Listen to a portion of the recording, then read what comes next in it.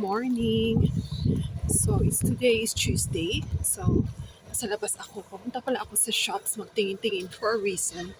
And then mag-lunch na rin ako. Ako naman isa kasi si Mr. meron siyang hospital appointment. So, hindi ko na siya sinama kasi meron na akong gagawin. And then, yun guys, pasabog talaga itong taon na ito sa pamilya namin. So, I will talk to you about it later on kasi malapit na ako sa shops.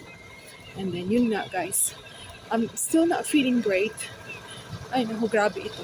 Anyway guys, I'm gonna explain it to you a lot later on. So, see you later.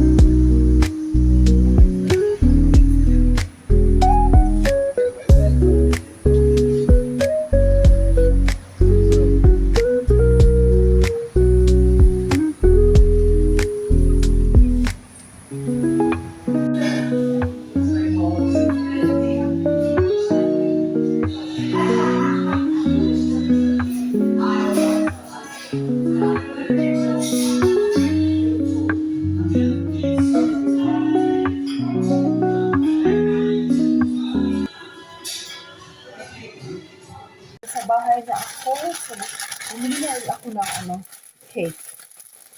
Pang snack mamaya. Ano siya?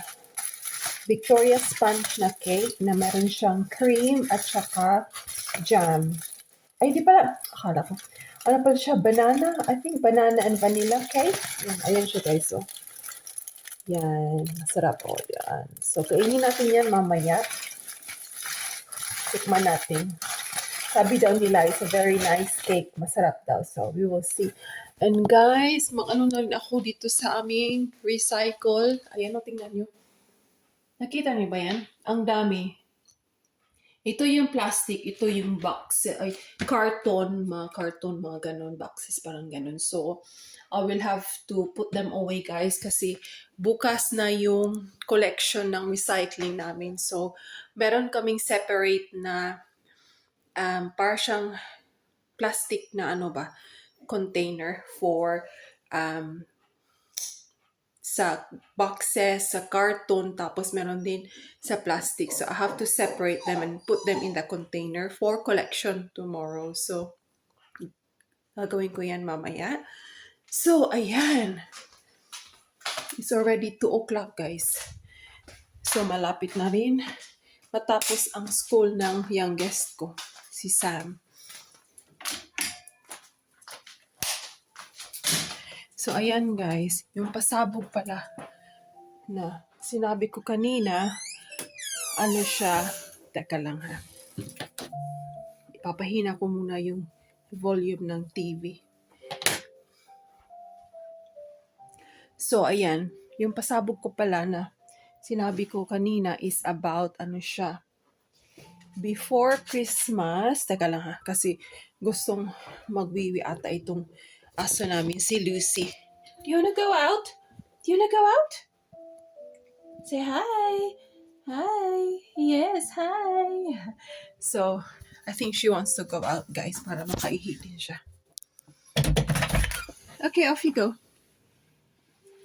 So, ayan. Ano pala siya, guys? Yung before Christmas, tapos during Christmas, and after Christmas, New Year na, yun guys, alam nyo ba, nagkasakit kaming lahat. Apart from yung youngest ko, buti na lang din kasi meron siyang school. Pero kaming tatlo, ako, yung asawa ko, at saka yung eldest ko, nagkasakit, nagkaubo, nagkasipon. Before Christmas, and then during Christmas, hindi na siya masyado. Then after Christmas, bumalik na naman yung ubo at saka sipon namin. We were feeling better already, and then it came back. So unfortunately guys, ayan, we're not feeling great. But we are getting better slowly. Andyan pa rin yung sipon ko. Yung ubo ko naman, di naman masyado po. But we are slowly getting better. Kaya hindi wala talaga wala talaga kaming guys, ganap masyado.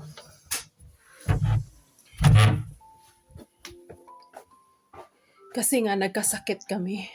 So yun, not so good yung health namin. Bagong taon, diba? But it's okay, that's life, right? I think it's the weather din guys, kasi malamig dito, tapos meron kasing flu, a super flu dito sa UK.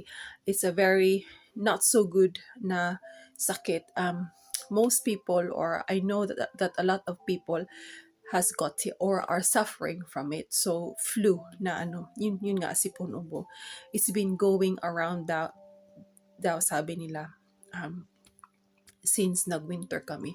So, but anyway guys, we're getting better. So, thank God for that, diba? So, ayun guys, yun lang naman. Wala naman masyadong ganap. Pero, if you like to continue watching my vlog, please don't forget to subscribe. And then I'll see you on my next vlog, guys. Mag-ingat po kayong lahat. Bye!